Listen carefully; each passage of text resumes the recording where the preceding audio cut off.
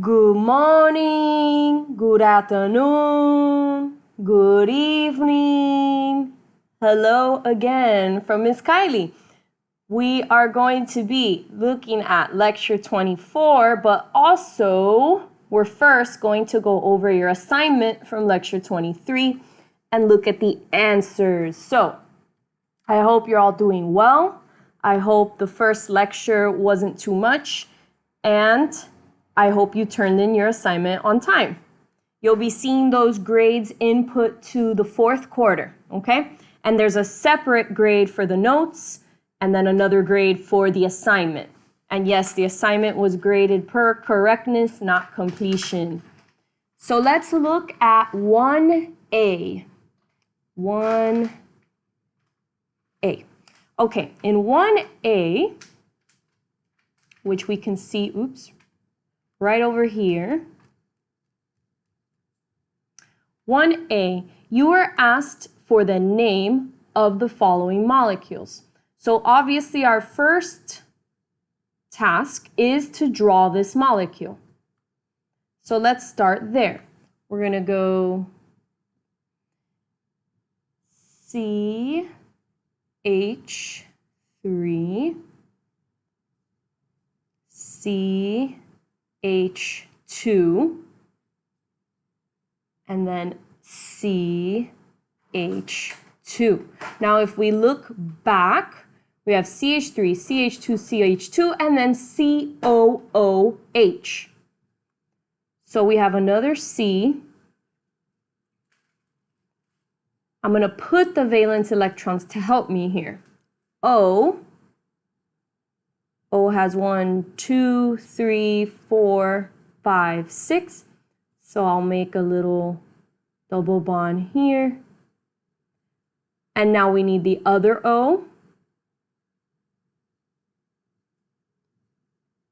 And the H. So now at first you might be thinking that this here is a hydroxyl group, which would fall under an alcohol. But actually, when you see something like this, just double check that the same carbon that it is bonded to is not bonded to something other than a C. And in this case, it is. It's bonded to an O via a double bond. So if you go into your book and go to page 314, where the functional groups are, you will notice that what you have is a carboxyl group, which falls under carboxylic acid, meaning that this is going to give us the suffix anoic acid. So here,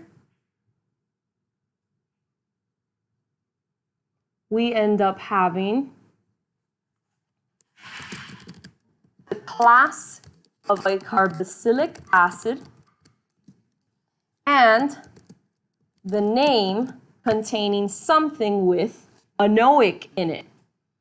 If you take a look here, you have 1, 2, 3, 4 carbons. No matter which way you look at it, the longest chain is 4, meaning this would normally be butane. But because of the carboxylic acid, the carboxyl group here, it's going to be butanoic acid. Butanoic acid is the name of our compound. The reason I don't have to write 1 butanoic acid, oh God, okay. Well, okay, you get that that's 1, 2, 3, 4, okay? The reason I don't have to put a 1 in front of the name to specify that the carboxyl group is on this first carbon is because there's nowhere else I can put the carbon and keep the same integrity of the structure. If I put this over here, then I still have the same exact compound. I will show you.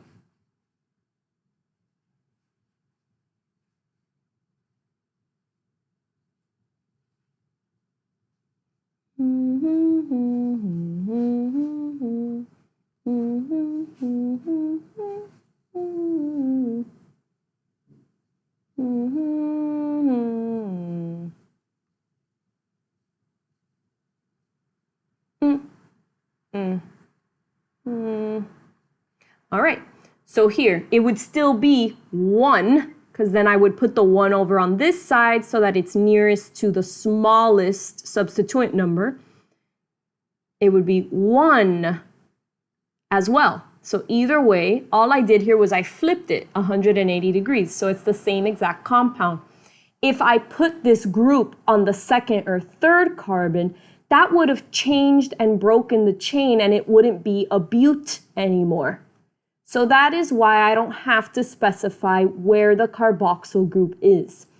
Next time you will go through, or actually later this lecture, you will see an example of some structures where we're going to have to specify where the functional group is. So okay, let's move on. Looking at number 1C now.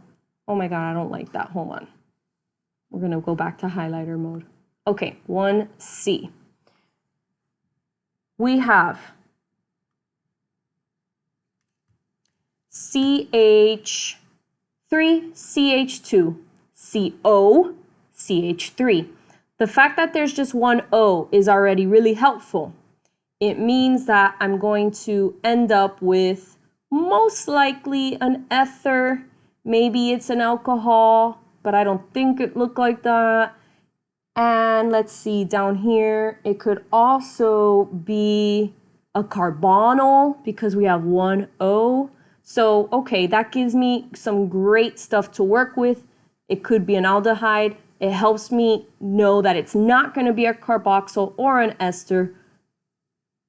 Probably none of these down here since there's no N. So you start to limit your options, which is great. You're probably looking at an ether or an aldehyde. Let's see which one it is, or I'm sorry, or a ketone for our carbonyl. So ether, aldehyde, or a ketone. So we're going to do CH3,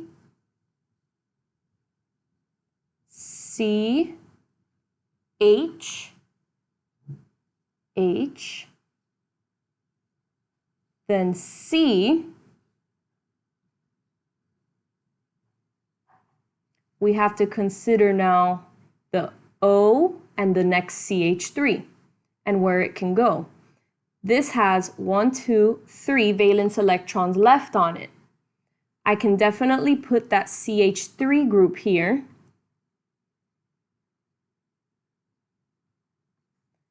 And now that means all I need to add on is the O.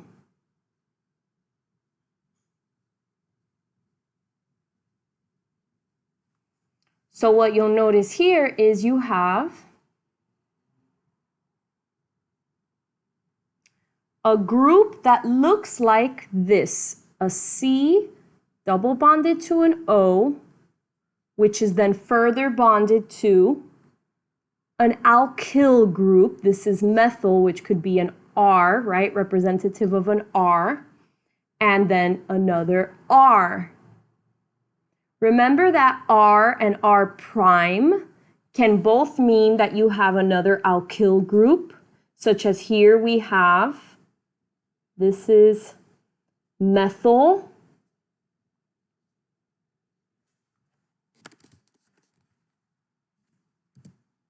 And here we have ethyl. This is ethyl because it would have been C2H6, which is ethane, but there's one H missing because it bonds to this carbon instead, so we have ethyl. So we do have two R groups. R prime could either mean you have another alkyl group or a phenyl, and a phenyl belongs to the benzene ring you're going to learn about later in this chapter, and it is down here. It's an arene class of phenyl group.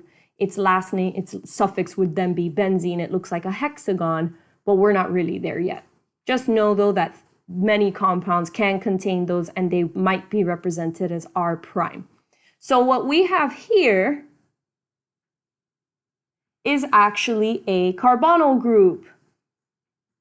Our carbonyl group belongs to the ketone class, and it gives us the suffix anone. Anone. Anone. So we are going to name this based off of the anone and off of what else? The chain. We have 1, 2, 3, 4 as our longest chain. 1, 2, 3, 4. 1, 2, 3, 4. 1, 2, 3, 4. So that means that we have a bute, and it's going to be butanone.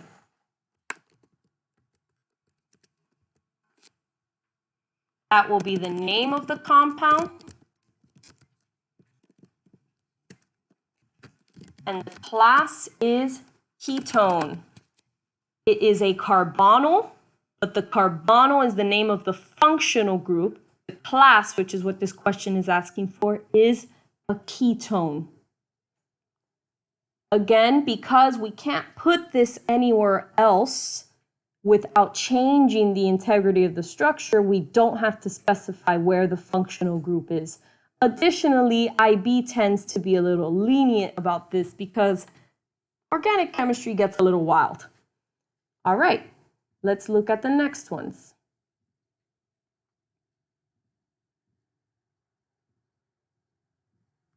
We have 1F.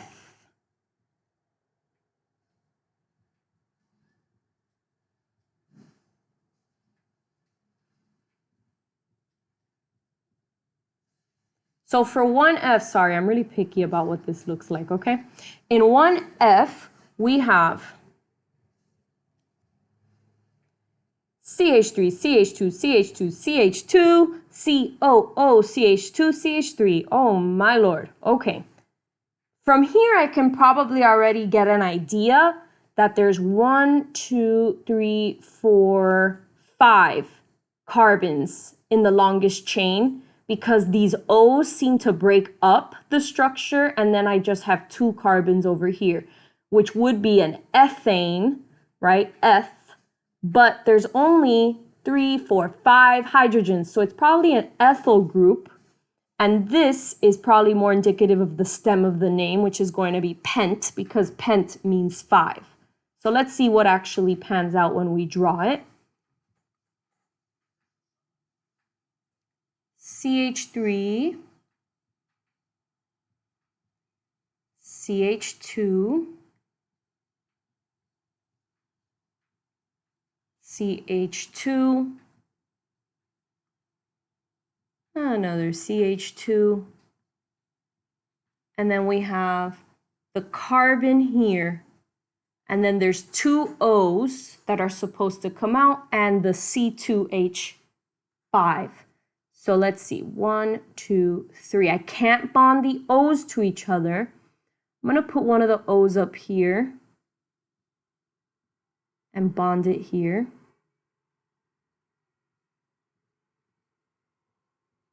And that means I'll bond the other O here.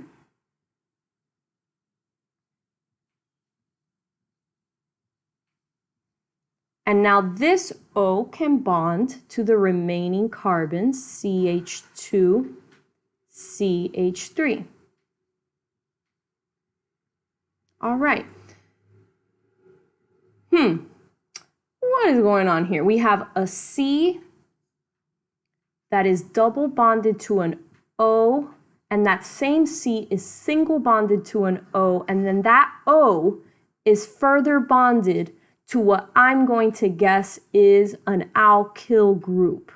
So if you look again in your book at your functional groups, maybe you're starting to get used to them, you should find an ester, a C double bonded to an O, which is single bonded to another O, which is then single bonded to an R group or an alkyl group. And that's exactly what we have. So we have an ester, which lucky for us has the same name as its class in functional groups, so the group is an ester group, and its last or suffix is anoate. So here,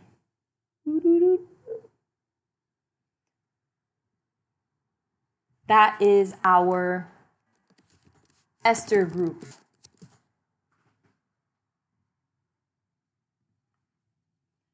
That means that this we've decided is an R group. So since it is 2 C's and 1, 2, 3, 4, 5, I know that this is actually an ethyl. I gotta look for my longest stem of C's then. I have 1, 2, 3, 4, and 5 of them. 1, 2, 3, 4, 5. So that is for sure pent. Something with pent. So let me see what I've got here. I've got an ester group. That means I'm gonna end in anoate. I also have this ethyl, and I have 5 carbons as my longest chain. I normally have to say where the ethyl is, so like 1 ethyl or 2 ethyl, depending on the carbon that it's in, but notice, the ethyl group is not on any of the carbons. The ethyl group is hanging off of the functional group. That means that I don't have to give it a number.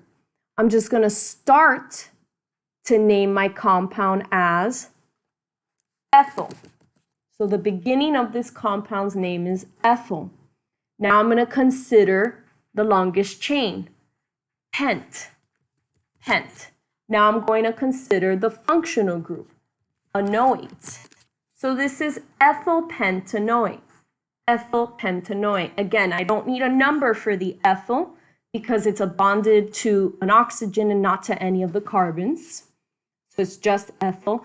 And I don't need a number for where the functional group is because, again, it's either going to be here on this first carbon or it's going to be here on this first carbon. So either way, it would be called 1-anoate.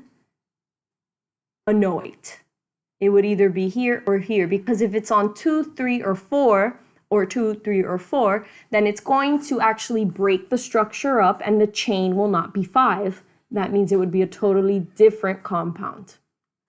All right, moving on. In 2A, we're asked to do things a little differently. You're asked instead here to actually make a compound out of a name. So the name we have here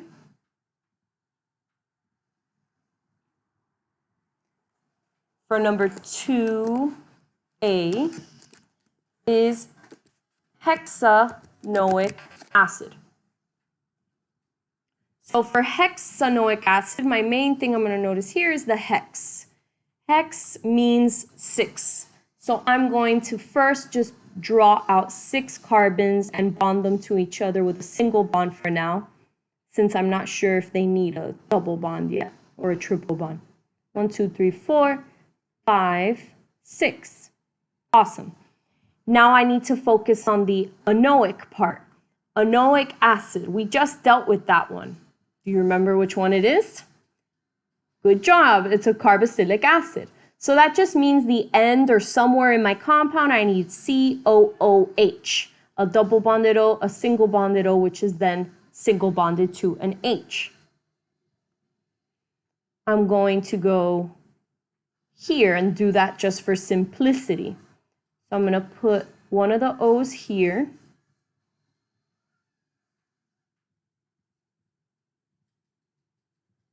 The other O here.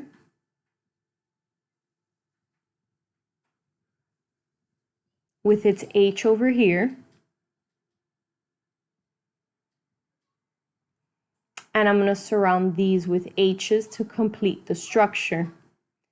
I actually know there's no double bond or triple bond because it would have told me where the double or triple goes by putting a 2 or a 3 or a 4 somewhere here in this part of the hex. Somewhere near the hex, it would have said either, let's say it was here, let's say the double bond was here, then that would be on the second carbon. It would have said 2-hex or H2X so that I know that there is a double bond, but there's no double bond. Therefore, all I have going on here is hexanoic acid, here being the carboxylic acid that I needed. So now, what they want us to write out is the actual structural formula. That means that they want you to lengthen the formula out so that it comes out as if you're writing it for someone that needs to know how to draw it. So that means I want to write everything out. CH3, CH2, CH2, CH2, CH2, and then COOH. The condensed version, you might see that they told you can write the condensed version, is CH3, CH2 with a 4 on the outside because these repeat 1, 2, 2, 3, 4 times. Oh no, oh God.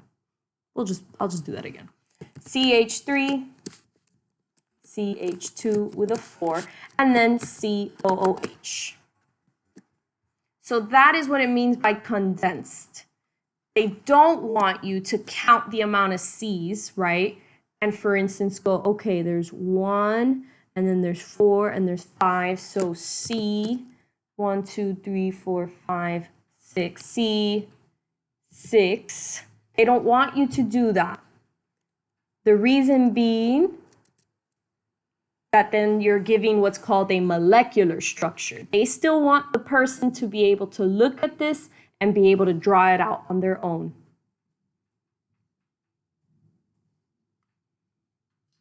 Next one, we have butanol. That butanol just doesn't go away. So we have butanol.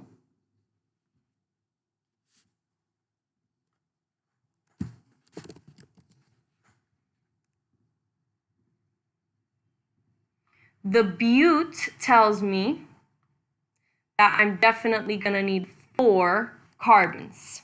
So what does the anal tell you? The anal should tell you that you have an aldehyde. Anal is here, that means aldehyde, and that means C with a double bonded O and 1 H. Starting with but, 1, 2, 3, 4, okay? Somewhere on here now I need to do the C double bonded to an O and then single bonded to an H. So I'm going to put the H here and I'm just going to put the O over here.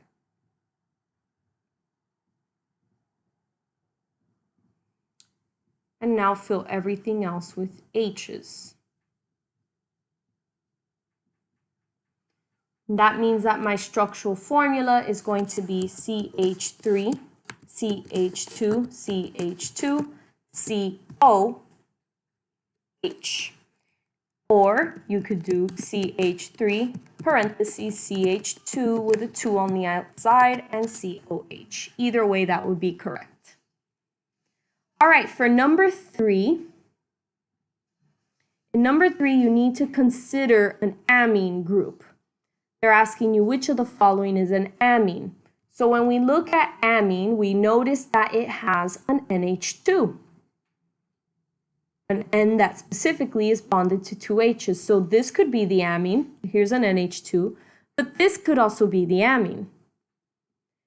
I'm not even going to consider this one right now or this one because it's not very clear that these could have amines in them.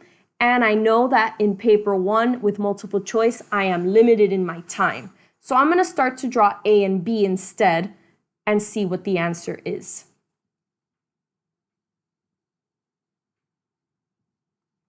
So for A, I'm going to have CH3, CH2, N, H2. And look, that works perfectly. So that looks like an amine right now. But let's look at B. Wow, okay. In B, we have CH3, C, then bonded to an N, which is then bonded to 2 H's, and then further double bonded to an O. Now this looks for a second like it is an amine group as well. But consider whenever you see the NH2 that you want to see what else it's connected to. So Here it's connected to a C that is then connected to an O, whereas here it's just connected to a C. So if we look back at our functional groups, we'll notice that amide has a C double bonded to an O and then double bonded to an NH2 group. That explains B. B contains an amide or amide with a D, whereas C is double bonded to an O and single bonded to an NH2 group. So this is not our answer. Our answer is here, where the NH2 is just bonded to a C that is bonded to the stem or the chain of the compound. So A is correct. In number 4, the correct answer is D. So to be part of a homologous series, it means that you have something in common. You're a family. So for sure, if this one is called 1-bromopropane, the others have 1-bromo as well. What they'll also have is the same group, so they'll also be anes. They'll be part of the alkanes. That already takes away letter C, and it also takes away letter A, because letter A changed the functional group entirely from a bromine halogen to an iodine one. So A and C are out. The reason B is not correct is because, for one, it stayed as propane, which we see here, and it changed that there's 2 bromines instead of 1. So pentane, which indeed comes somewhere after propane, it didn't say these were consecutive members, so it didn't have to be butane. It jumped to pentane, that's fine. Pentane is still part of the alkanes like propane is, and it still contains the same functional group, which is a bromine. So a bromine atom attached to the first carbon in the chain. So number 4 is answer D. All right, I hope that those were helpful for your homework. Remember that if your timestamp when you turn them in shows that you turn them in past the due date and time, then you will be receiving a Z. This here is your homework or assignment due for Friday by 11:59 p.m. So anytime before Friday, 11:59, you are fine to turn it in. You're just going to keep practicing your organic structures by finishing the rest of these that we did not do. And then after that, of course, I will give you the answers with explanations. All right, so we're just going to look at a few slides here, okay? Because this material is pretty dense. We're going to start with this bell ringer, and fair warning, the bell ringer is already a little difficult. It's asking you for the possible names of a molecule that has the formula C4H10O.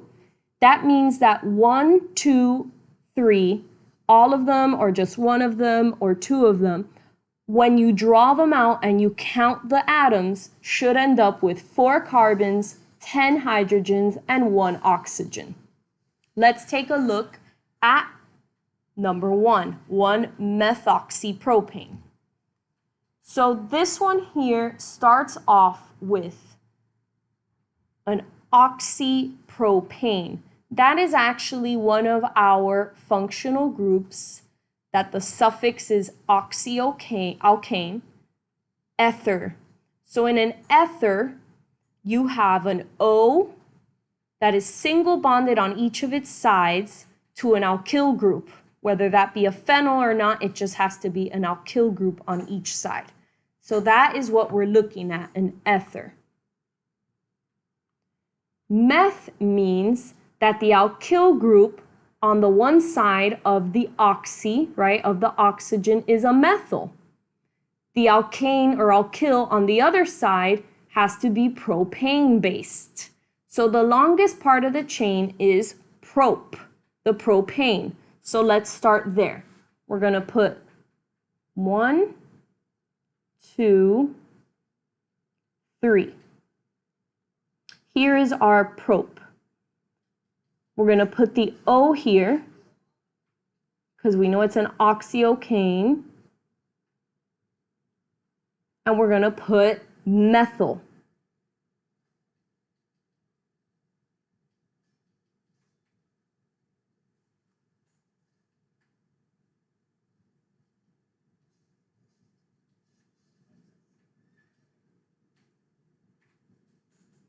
we do indeed have what looks like this, an R with an O and another alkyl group.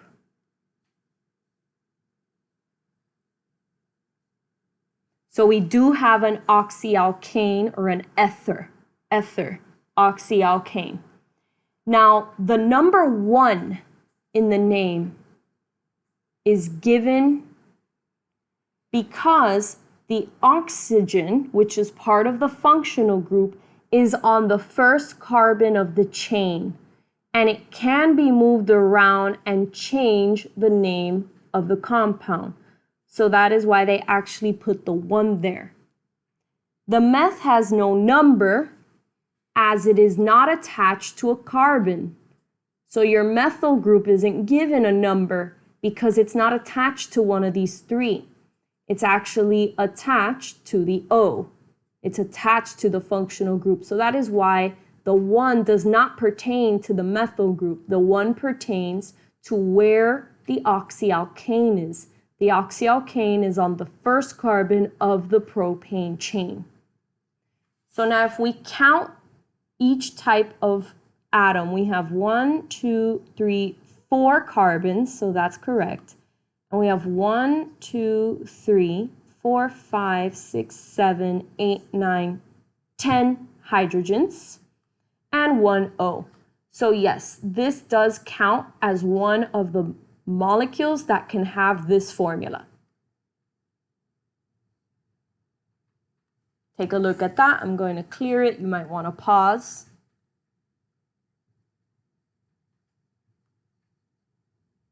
Let's look at number 2. For number 2, we have 2-methylpropanol. This 2 here, super important. This 2 is in the middle of the functional group suffix, anol. Anol means an alcohol. So an anol means that there is a hydroxyl group from the alcohol class with an OH on it. And what it's telling you is that the OH is attached to the second carbon.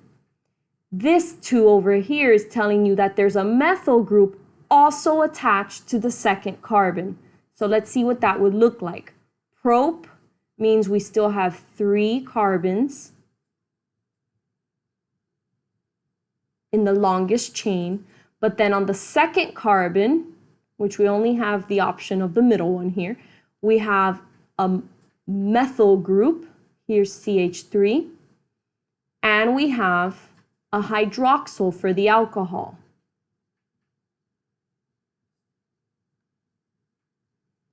So now,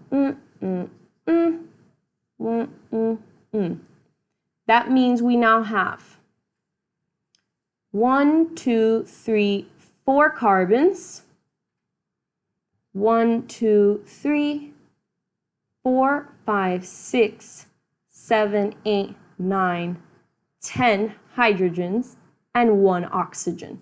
So this also contains this formula.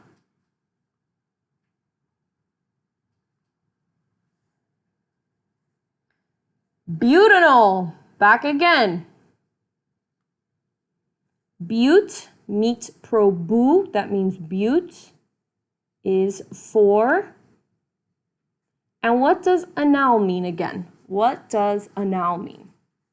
It means an aldehyde. And an aldehyde has the following functional group. A C double bonded to an O that is then also bonded to an H. So I'm going to choose any of these since it's not telling me that there's a specific one, which probably means it's either here or here to not change the structure. I'm going to put it here at the end. Put the double bonded O here and a single bonded H. And then that means everything else just has H's. Now let's see, we do have 1, 2, 3, 4 of these. We have 1 oxygen and we have 1, 2, 3, 4, 5, 6, 7. We only have 8. So butanol does not actually work. That means that only 1 and 2 work with this formula here. So our answer is A. And here is an explanation of that again. Once again, guys, this is not the easiest thing. It's not always easy to know if the functional group can be moved or can't be moved, and so do I put a number or do I not? If you want to go ahead and just put numbers for everything, go ahead. They're probably not going to take off marks for that. But if you want to learn more about how to do that, I would just continue to do all the different problems that are in your book and then in the paper 1 and paper 2 questions that I'm going to end up giving you next week or for next week, okay? All it's going to take here is practice, practice, practice. All right, so the next few slides discuss isomers. Isomers are a type, well, they're really similar to the word allotrope. So notice here that I'm telling you, be careful, don't confuse this with allotropes. Structural isomers. Isomers is a word you need to know how to define and use. It means that you can have many different molecules that have the same molecular formula, but they have different structural arrangements. We just did that. We just did it in the bell ringer. These two would be structural isomers of each other, but do you know why?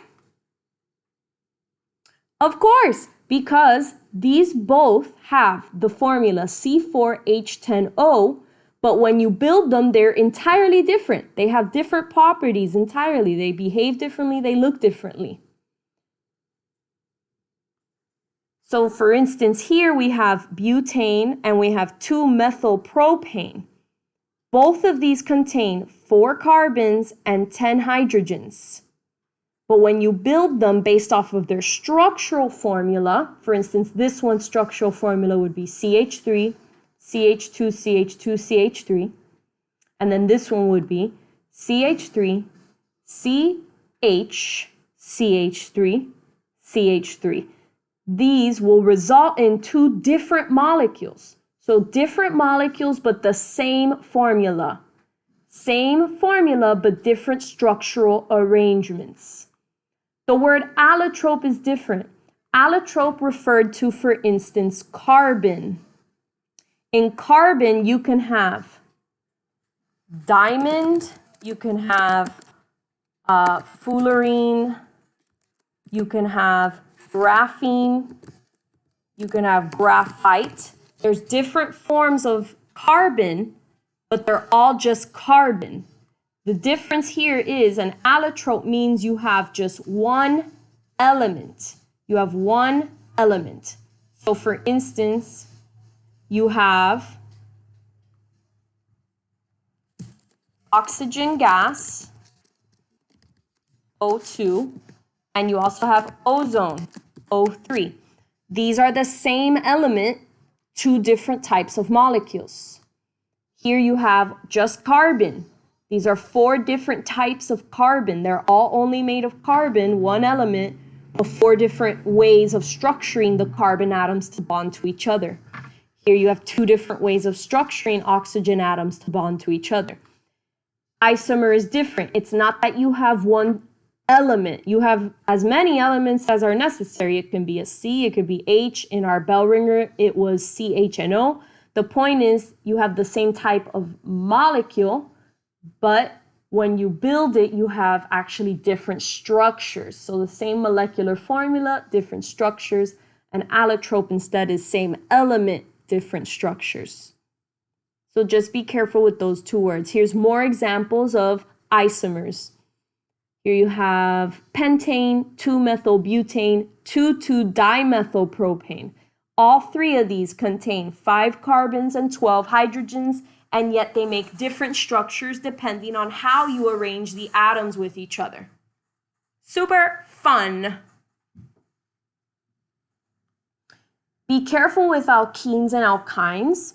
If the carbon-carbon double bond or triple bond, like here you have an alkene, and I don't have an alkyne here. An alkyne would be if you have a triple bond, are in different positions, but the molecule has the same molecular formula, then it is indeed an isomer.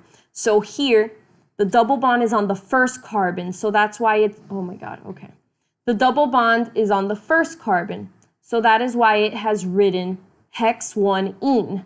It's telling you that the functional group is an alkene and that that functional group is a double bond and that it is on the first carbon. In the second example, you have a double bond, but it is on the second carbon.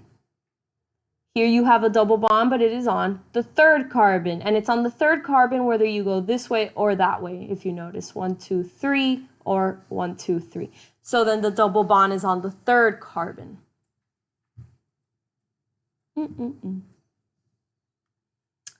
Last bits of information here. Primary, secondary, and tertiary organic compounds. Just when you thought they couldn't give you more information on organic chemistry, here's more. We start to identify organic compounds by what the heck their carbons are doing. This is important, guys. It does matter which carbon has a functional group and what that carbon else is attached to. It helps us build different medicines and drugs. It helps us build different polymers. It's important. The activity of a functional group. So what that function, like here we have a hydroxyl, right? An alcohol. This alcohol might behave differently based on whether it's on a primary carbon, a secondary, or a tertiary. The position it's in on the carbon chain can change its activity. The location of a functional group, therefore, affects the molecule, how reactive the molecule will be, the state of matter that that molecule can be in. Therefore, we are asked in IB to identify what these carbons are and where they are. A primary, so a molecule that contains a primary carbon. That means that the carbon is attached to a functional group, also attached to 2 hydrogens, here they are. These are primary molecules. So here, this carbon, it has 2 hydrogens attached to it. It also has the functional group of chloro. So that's a 1-chloro. That chlorine atom is attached to the carbon as a halogen. So we have functional group, 2 hydrogen atoms. Secondary means the carbon is attached to a functional group and at least to 1 hydrogen. On its sides, it will have 2 alkyl groups. Same thing here. This carbon is attached to this functional group. It has this 1 hydrogen and 2 alkyl groups.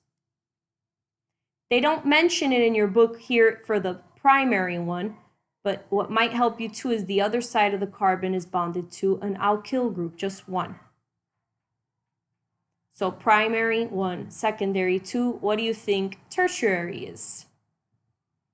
In a tertiary, you're going to have a carbon atom attached to a functional group, like here it's attached to a hydroxyl, and then to 3 alkyl groups. Here's a methyl, and another methyl. So 1 alkyl group for primary, and if you have 1 alkyl group, then that means you have the room for 2 hydrogens and a functional group. All of them have a functional group attached to them, primary, secondary, and tertiary. In secondary, you have your functional group and 2 alkyls, which means you have only room for 1 hydrogen. In your tertiary, you have 0 room for hydrogens because you always have your functional group attached to you, and the rest, because it's tertiary, like 3, has 3 alkyl groups, okay? The same can be for nitrogen. So they might ask you, hey, take a look at this molecule and tell us whether it has a primary, secondary, or tertiary nitrogen. If it is a primary nitrogen, it is attached to 2 hydrogens and an alkyl group. A secondary nitrogen has 2 alkyl groups and 1 hydrogen. A tertiary has 3 alkyl groups. Notice the N is not bonded to a functional group because the N is the functional group. So that is why you do not see functional groups here, but it does follow the same pattern of alkyls. You have 1 versus 2 here versus 3 here in the tertiary. Let's practice that using 2 practice questions before we end our lecture. I'm sure your head is spinning. Let's look at letter A, B, C, and D and consider which of these contains a tertiary nitrogen. I'm gonna look at this and I'm just gonna go, no. I don't know what you are. Why the hell are there ions all of a sudden? We have, okay, no. I'm not gonna care about that right now. I'm also gonna take a look at, let's see. Letter D looks like really long with 6 C's and then 5 H's and then NH2. And in my opinion, it looks like if these are not separated by parentheses into different CH3 groups, then there's not going to be enough alkyl groups to make a tertiary nitrogen. A tertiary nitrogen means I have an N bonded to 3 different alkyl groups. No hydrogens, nothing else, just 3 different alkyl groups. So like a CH3, a CH3, a C2H5, or a C3H7. And this is going to look like really long, like 1, 2, 3, 4, 5, 6, and then the N. Come on now, that's not going to work. So I'm really considering A or C, and for simplicity, I'm going to start with A. So in letter A, I have C, okay, no, okay. CH3,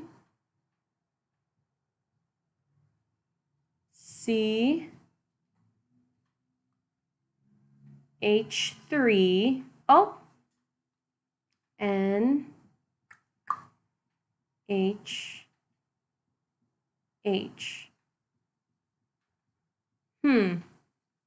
Something a little weird about this though. Not entirely sure what yet, but doesn't look like this at all, does it? There is an alkyl group. That would be an ethyl, C2H5, but that's the only alkyl group, and then the N is bonded to 2 hydrogens. So this is definitely not tertiary. What is it? Primary. That is a primary nitrogen. So no, that is not the answer. No. That means we are left with C, but in case you couldn't rule out immediately D, let's solve C so you can see why.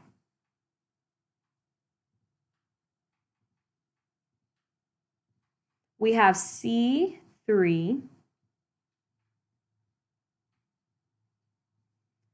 H7, so 1, 2, 3, 4, 5, 6, 7, N, and then 2 CH3s, which really, they can only go here and here. Okay, then, we do have a methyl group. That's a methyl. Here's another methyl, CH3, CH3. And what is this? A propyl, C3H7. So this means there's 3 alkyl groups. This is the answer. C is the correct answer. We have a propyl and 2 methyls surrounding an N. That is a tertiary nitrogen.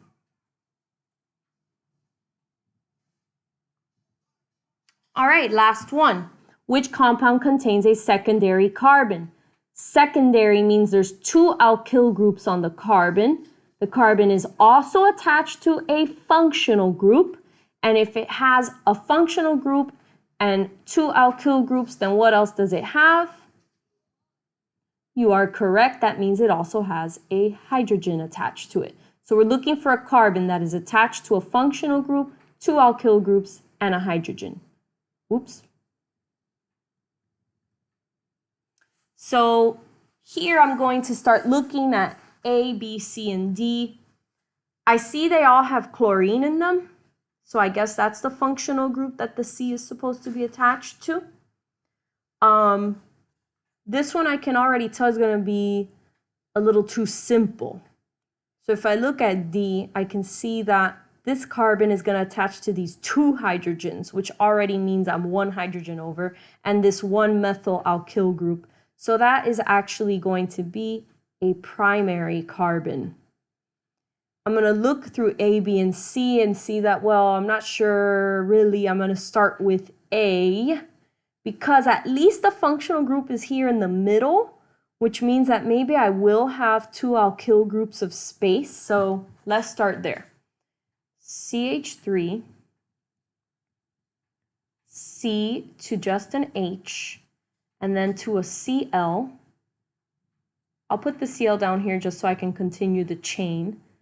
So now to another C, which is to an H, and then we have CH3 and CH3. Okay, let's see. We're always going to look for the carbon that's attached to a functional group. So here we have our functional group. Here we have one H. Here we have a methyl, and here we have a propyl because we have 1, 2, 3 carbons with 7 hydrogens. 1, 2, 3, 4, 5, 6, 7. So this is our secondary carbon atom. A is the answer. Woo! Okay, now that will take practice, believe me. The rest of this lecture is going to be covered at a later time. So you are going to stop here lecture-wise, although you did already take notes on saturated and unsaturated compounds, and just wait to hear for my next lecture. For now, what I'm asking you to work on is your homework assignment, which is to upload pictures of your flashcards from last week. Okay, I'm going to make a specific assignment slot for your flashcards in Google Classroom, and then another assignment slot for this assignment, which is to complete 1B, D, and E, and then 2C through G, and to also upload pictures of those answers. And that will be for Friday the 20th before midnight, basically. Okay, so just make sure you get that in on time, because I will be checking for timestamps. Hope you're having a great time being in quarantine. I know it's not ideal, but just try your best to look at the silver lining. You can pick up maybe some hobbies like knitting, right? Maybe take out and dust off those old Legos. I don't know, I'm trying my best here. You know, you could always read your chemistry book and prepare for this exam that you've been preparing for like 3 years. That's an option. All right, guys, I hope you have a very nice day. Take care. Mr. D the best! Please stop doing that.